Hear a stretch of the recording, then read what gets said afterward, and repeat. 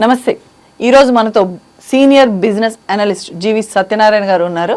నమస్తే అండి. నమస్తే సత్యనారాయణ గారు, మనం ఇన్వెస్ట్ చేసేటప్పుడు అంటే కొత్తగా జాబ్లో జాయిన్ అయిన వాళ్ళు కానీ సో ఒక్కసారి డబ్బు చేతికి రాగానే ఎక్కడైనా ఇన్వెస్ట్ చేయాలి అనేసి అనుకుంటారు కదా, గోల్డ్ మీదనా లేకపోతే ప్రాపర్టీస్ మీదనా, ఎక్కడ ఇన్వెస్ట్ చేయాలనుకుంటారు. ఇంకొంతమంది ఏమో ఈ షేర్స్ మీద చేయొచ్చు అంటారు.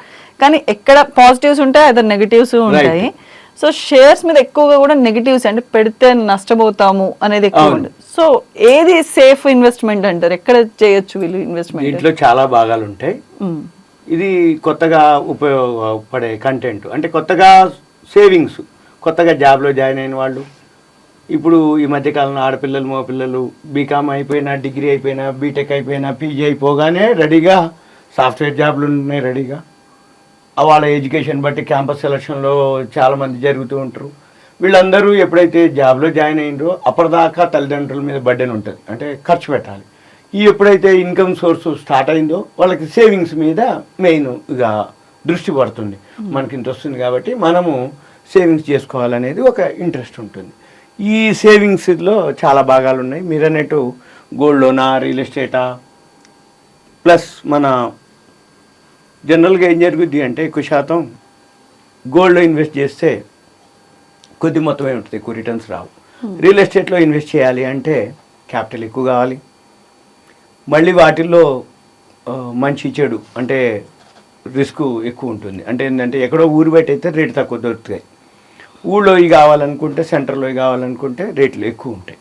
కాబట్టి జనరల్గా షేర్ మార్కెట్కి అట్రాక్ట్ అవుతారు. ఈ షేర్ మార్కెట్ ఏదైతే అట్రాక్ట్ అవుతారో, సేవింగ్స్ ఏదైతే ఉంటాయో వాళ్ళని బట్టి చిన్న అమౌంట్తో కూడా ఇప్పుడు మనం షేర్ మార్కెట్లో ఇన్వెస్ట్ చేయొచ్చు. మినిమం అమౌంట్ 100, 50, 200, 500తో కూడా మనము షేర్ మార్కెట్లో ఇన్వెస్ట్ చేయొచ్చు. ఈ వీటిలో ఫస్ట్ స్టెప్స్ ఉంటాయి. మనము ఒక్కొక్క ఎపిసోడ్లో ఒక్కొక్క చాప్టర్ మాదిరి ఒక్కొక్క వీడియోలో మనం డిస్కస్ చేద్దాం, మన ఇన్వెస్టర్లకు ఎక్స్ప్లెయిన్ చేద్దాము. ఇదంతా కూడా ఒక అవేర్నెస్ ఎడ్యుకేషన్ ప్రోగ్రామ్. ఈ షేర్ మార్కెట్ ఏదైతే అవేర్నెస్ ఎడ్యుకేషన్ ఈ ప్రోగ్రామ్ ఉందో ఇది బిగినర్స్కి లెర్నర్స్కి ఉపయోగపడేటటువంటి కంటెంట్ మనం డిస్కస్ చేసేది ఏదైతే ఉందో అది. అయితే ఫస్ట్ జనరల్గా ఐపీఓ అని ఉంటుంది, initial public offer. Initial public offer అంటే పేరులోనే ఉంది, ఇనీషియల్ ప్రప్రథమంగా, పబ్లిక్ ప్రజలకి, ఆఫర్ కంపెనీ ఒక ఆఫర్ మాదిరి ఇచ్చేదాన్ని ఐపీఓ. ఐపీఓ ఎందుకు సేఫ్ అనే దానికి ఏంటిది అంటే ఈ ఐపీఓ ఏదైతే పబ్లిక్ ఇష్యూ వస్తుందో అందరికీ ఒకటే రేటుకి ఇస్తారన్నట్టు కామన్గా. అంటే మ్యూచువల్ ఫండ్స్ అనుకోండి, మ్యూచువల్ ఫండ్స్ కూడా ఇన్వెస్ట్ చేస్తాయి దాంట్లో. చిన్న ఇన్వెస్టర్లని, పెద్ద ఇన్వెస్టర్లని, యాంకర్ ఇన్వెస్టర్స్ అని, ఇలా ఎవరెవరైతే ఇన్వెస్ట్ చేస్తారో అందరికి కూడా ఒకటే రేటుకి అలాట్మెంట్ చేయటం జరుగుతుంది. ఏది ఐపీఓ. ఈ ఐపీఓ ఏదైతే ఉందో కంపెనీ స్టార్ట్ చేస్తుంది, కంపెనీ రన్ అవుతూ ఉంటుంది. ఈ కంపెనీ రన్ అవుతూ ఉండి కంపెనీ ప్రమోటర్స్, ఈ కంపెనీ ప్రమోటర్స్ ఏం చేస్తారు, కొన్నేళ్ళు డెవలప్ చేసి తర్వాత వాళ్ళ వాటా తగ్గించుకొని పబ్లిక్కి షేర్స్ని అలాట్ చేస్తాము అని వాళ్ళు ఒక కొంత ప్రీమియం తీసుకొని మనకి షేర్స్ని అలాట్ చేస్తామని చెప్తారు. దాన్ని అనౌన్స్మెంట్ చేస్తారు. ఐపీఓ అంటే ఇనీషియల్ పబ్లిక్ ఆఫర్. అంటే ఇవి ఎంత అమౌంట్ పెట్టచ్చు? రైట్. అమౌంట్ జనరల్గా ఏమైందంటే దీంట్లో కూడా వెరైటీస్ ఉంటాయి, రకాలు ఉంటాయి. ఈ ఐపీఓలో ఇనీషియల్గా అయితే 15,000 వరకు మ్యాక్సిమం చిన్న ఇన్వెస్టరు స్టార్టింగ్ అమౌంట్. ఈ 15,000 వరకు 14,200, 14,500, 14,700 కంపెనీని బట్టి ఇష్యూని బట్టి మినిమం అమౌంట్ 14,000 చిల్లర 15,000 వరకు అనుకోవాలి. అది మినిమం ఇన్వెస్ట్మెంట్. అది అందరికీ కామన్, అందరితో పాటు మనం కూడా అప్లై చేయొచ్చు. అందరికీ ఒకటే రేట్కి ఇస్తారు. అప్పుడు మనము గనక అప్లై చేసినట్టయితే మనకు గనక అలాట్మెంట్ వస్తే మనకి సేఫ్గా అంటే రిటర్న్స్ ఎంతో కొంత ఉంటాయన్నమాట. జనరల్గా ఈ ఐపీఓలు కూడా ఒకప్పుడు మామూలుగా అందరికీ అంటే నామినల్ అమౌంటే ఉండేది. ఒకప్పుడు 500 బిలో 2,000 ఇయర్లో కూడా 500 రూపీస్ ఉంటే చాలు ఇనీషియల్గా ఐపీఓలు అప్లై చేయొచ్చు. ఇప్పుడు లేదు, 500 దాటిపోయింది. అంటే ఎప్పుడైతే రూపాయి విలువ పడిపోతుందో, షేర్ మార్కెట్ షేర్స్ ఎప్పుడైతే రేట్లు పెరగటం మొదలుపెట్టిందో, వాల్యూస్ పెరుగుతూ వచ్చినాయో, ఇన్ఫ్లేషన్ ద్రవ్యోల్బణం పెరుగుతూ వచ్చిందో, రూపాయి విలువ పడిపోతూ వచ్చిందో, అప్పుడు ఈ 500 ఇన్వెస్ట్మెంట్ మినిమం ఏదైతే ఉందో 500 నుంచి మినిమం 15,000 వరకు రావటం జరిగింది. ఇప్పుడు అంటే మినిమం ఇన్వెస్ట్మెంట్ ఒకప్పుడు 500 ఉంటే 500 షేర్లు వచ్చేది అప్లై చేస్తే 10 రూపాయలకి. ఇప్పుడు లేదా ఆ సిస్టమ్. ఇప్పుడు మినిమం 15,000 వరకు అప్లై చేయాలి. ఈ 15,000 రూపాయలు అప్లై చేస్తే ఆ సబ్స్క్రిప్షన్ అంటారు. ఓవర్ సబ్స్క్రిప్షన్ అంటే ఏంటిది? ఇప్పుడు మనం 15,000 ఇనీషియల్గా అప్లై చేసినాం.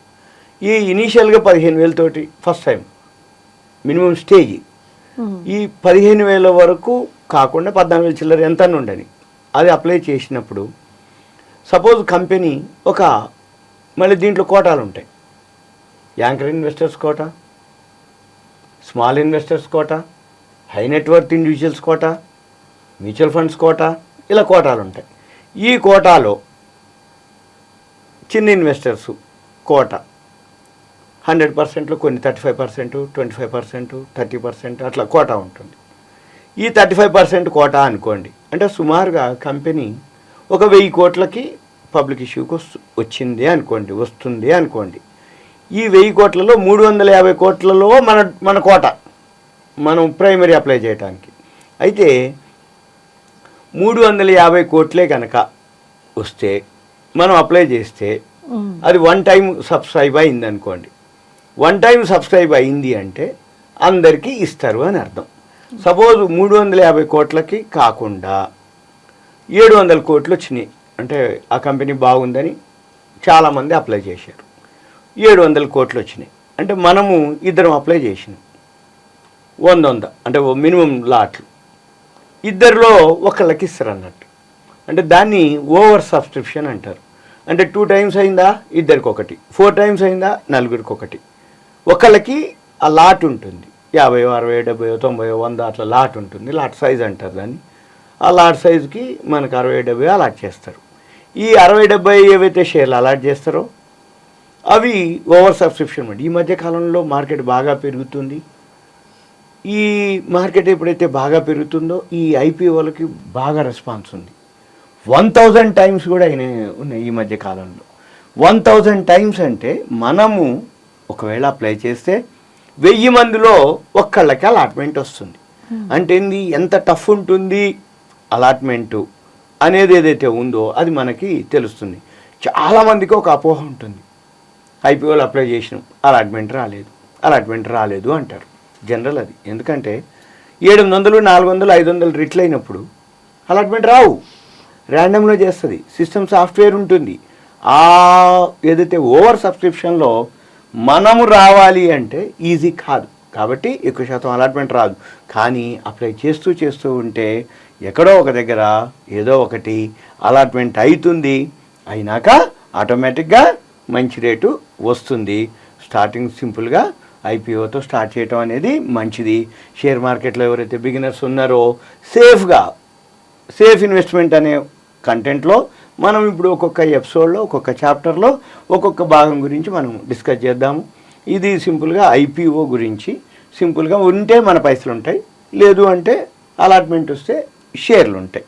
మేము ఈ ప్రోగ్రామ్ చేసేది కేవలం మీకు ఒక నాలెడ్జ్, అవేర్నెస్ ఇవి తీసుకురావడం కోసం మాత్రమే. మీరు ఇన్వెస్ట్ చేయాలి అని అనుకున్నప్పుడు ఒక ఫినాన్షియల్ అడ్వైజర్ దగ్గర అడ్వైస్ తీసుకొని మాత్రమే ఇన్వెస్ట్ చేయండి. అంతేగాని తొందరపడి మాత్రం ఏ నిర్ణయం తీసుకోవద్దు. ఇది జస్ట్ కేవలం అవేర్నెస్ ప్రోగ్రామ్ మాత్రమే. ఇప్పుడు జీవి సత్యనారాయణ గారు మనకి సేఫ్ ఇన్వెస్ట్మెంట్లో ఐపీఓ టాపిక్ గురించి చెప్పారు. మరో ఎపిసోడ్లో ఇంకో కొత్త టాపిక్ గురించి తెలుసుకుందాం జీవి సత్యనారాయణ గారితో. థ్యాంక్ యూ సో మచ్ అండి. Thank you.